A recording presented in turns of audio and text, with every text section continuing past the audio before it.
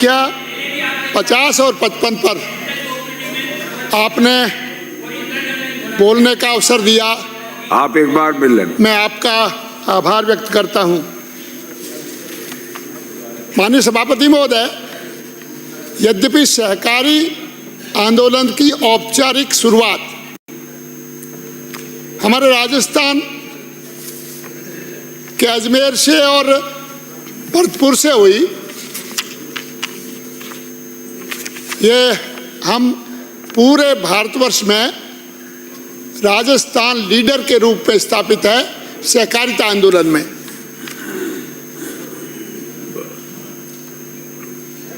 इसमें क्रमशः सुधार होते गए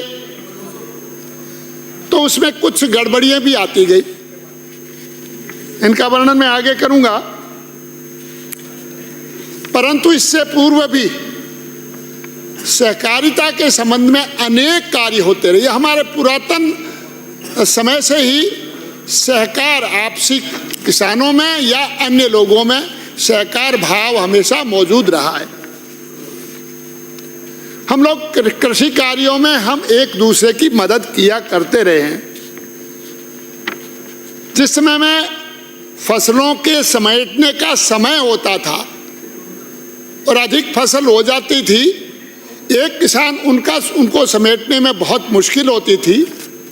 उस समय में हमारे यहाँ पर पुरातन समय से ही एक प्रथा है, लाह प्रथा, यानी कुछ लोग वहाँ पर लाश भी बोलते हैं और लाह भी बोलते हैं। समस्त उस गांव के किसान, उनको निमंत्रण दिया जाता है कि मेरे आज लाह है, और उस लाह के अंदर जाना अपना परम धार्मिक कर्तव्य वो किसान समझता है और जाकर के उस किसान की मदद करता है और दिन भर काम करता है।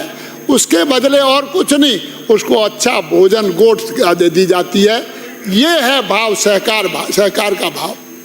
आपने देखा होगा पिछले दिनों हमारे किसानों के बीच में हमारे ही सदन के सदस्य एक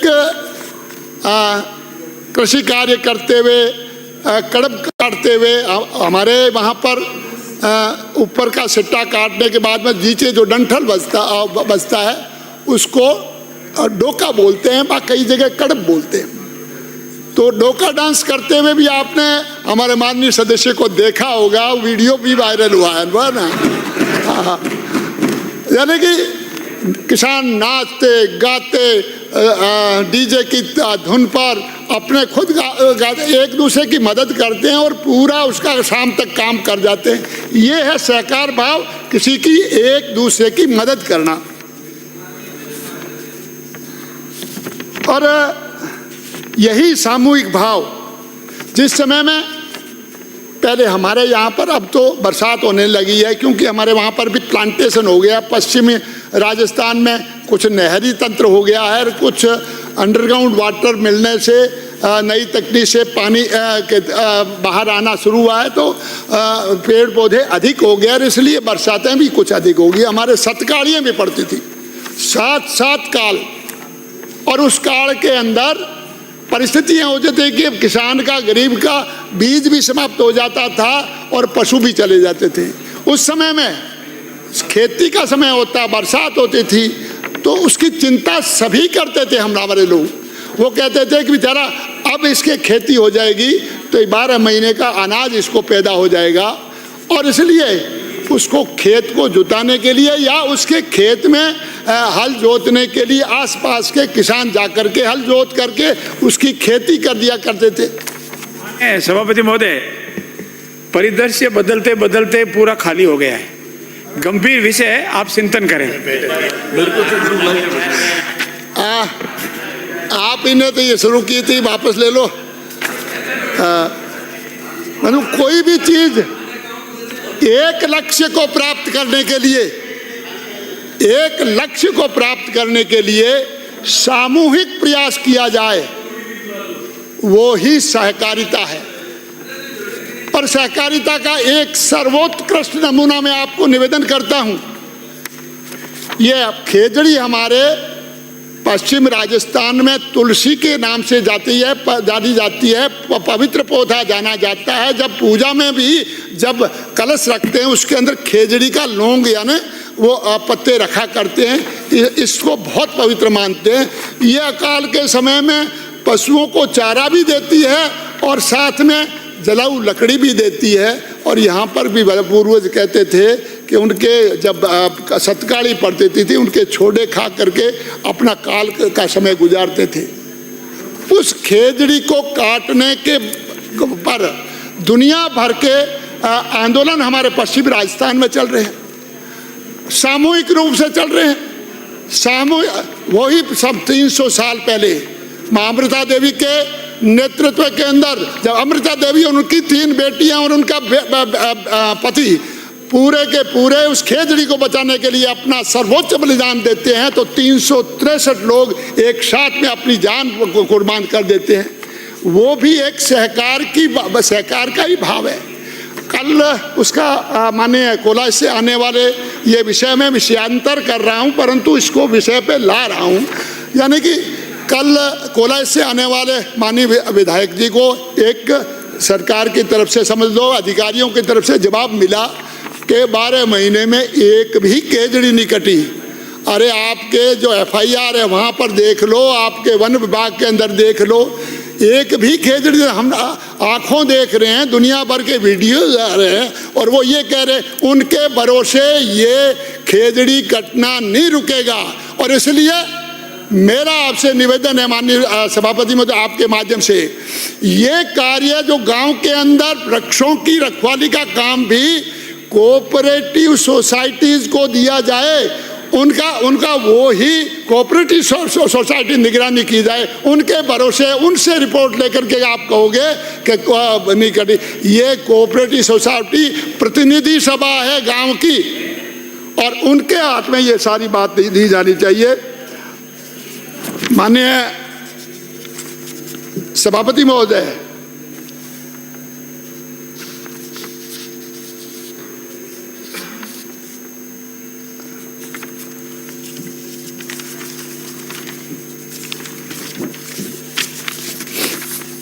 ये कोऑपरेटिव जो संस्कार है न सिर्फ किसानों के ही है, शिल्पकारों, कलाकारों, महिला समूहों, उनके द्वारा भी कोऑपरेटिव में अनेक दुग्ध उत्पादन सहकारी समितियों, मार्केटिंग सोसाइटी, हर जगह जीवन के हर क्षेत्र के अंदर आज सहकार भाव है और सहकारी संस्थाएं काम कर रही है। उनको पुष्ट करने का, उनको ताकतवर बनाने का हमारा काम है। माननीय सभापति महोदय, सहकारी आंदोलन का ध्येय किसानों, श्रमिकों, शिल्पकारों, लघु व्यापारियों, जनसाधारण को बिचौलियों के शोषण मुक्त हुए और पारस्परिक सहयोग कर आधारित आर्थिक गतिविधियों को प्रोत्साहित कर उनका आर्थिक, सामाजिक, सांस्कृतिक विकास सुनिश्चित करना है। श्रम एवं उत्पाद का उचित मूल्य भी उसको मिले, इसके साथ ही उपभोक्ता को उचित मूल्य, गुणवत्तापूर्ण वस्तुएं उपलब्ध करवाना भी सहकारी आंदोलन का ही हिस्सा है। राज्य की सर्वोत्मुखी प्रगति सुनिश्चित करना रहा है। सहकारिता आंदोलन ने समावेशी विकास, सामाजिक आर्थिक सशक्तिकरण और ग्रामीण विकास में अहम भूमिका दिखाई है। तो इसलिए सहकारी आंदोलन, इसके अंदर कालांतर में जब ये आंदोलन शुरू नहीं हुआ था तो किसान धीरे धीरे बिचौलियों और साहूकारों के चंगल में फंस जाता और ऋण लेता रहता और वो ऋण चक्रवर्ती ब्याज के द्वारा उसके ऊपर चढ़ता जाता और सारी उम्र उससे ऋण नहीं हो पाता, उसकी जमीनें बिक जाती थी। उसमें सहकारी आंदोलन ने बहुत बड़ा काम किया है और आज सहकारी आंदोलन के माध्यम से ऋण भी मिलता है समय पर जब खेती का समय होता है और वो भी बगैर ब्याज के ऋण उपलब्ध कराया जा रहा है। मैं राज्य की भजनलाल जी की सरकार और माननीय सहकारिता के मंत्री जी का हार्दिक धन्यवाद करता हूं कि आपने वो ऋण राशि बढ़ाई है 1.5 लाख रुपए से बढ़ा करके 2.5 लाख रुपए, तो उसमें पशु वाला भी साथ में 50,000 जोड़ करके इस प्रकार से करने का काम किया। दुधारू पशुओं के लिए भी आपने देना शुरू कर दिया। इसके लिए एक नई पशुपालकों के लिए जो आपने शुरू किया है, मैं माननीय मंत्री महोदय आपका हार्दिक आभार व्यक्त करता हूं कि ये वो भी किसान ही हैं पशुपालक, और उनके द्वारा दिया गया दूध प्रातः है आपको सरस डेयरी और अन्य डेयरी के माध्यम से आपको गटकाने के लिए मिलता है। बिराजे 10 मिनट हो गई जी, बढ़िया बोल लिया। तो एक सुझाव देकर के अपनी बात करूंगा, एक सुझाव दूंगा, सुझाव के बाद में अपनी बात पूरी कर दूं। माननीय सभापति महोदय, होता क्या है कि हमारी जो कोऑपरेटिव सोसाइटीज है उसके अंदर ऋणी सदस्य को 10 सदस्य चुनने का अधिकार है और अऋणी एक ही सदस्य चुन सकता है। जब अऋणी एक सदस्य चुन सकता है तो ऋण ही वो अध्यक्ष है ना, वो उन्हीं को देगा जो उनके अपने, और इसलिए वो जो एक बार अध्यक्ष बन जाता है वो कुंडली बांध करके उस संस्था के ऊपर बैठ जाता है। पहले ये व्यवस्था थी कि जितने भी सदस्य थे वो सारे के सारे उसमें वोट किया करते थे 11 के 11 सदस्यों में, और नया अध्यक्ष चुन करके आते हैं, और इसीलिए भ्रष्टाचार पनपता है। दूसरा अध्यक्ष आता है वो पहले के उसको पर्दा डालने का काम करता है। और मेरा आपसे निवेदन है इस व्यवस्था को बदला जाए और पूरे 11 सदस्यों को चुनने का अधिकार सभी शेयर होल्डर को दिया जाए, ताकि इस दुविधा से निकला जा सके और सहकारिता आंदोलन को आगे बढ़ाया जा सके। बहुत बहुत धन्यवाद। धन्यवाद सभापति महोदय। मांग संख्या 50 सहकारिता और मांग संख्या 55 खाद्य नागरिक आपूर्ति पर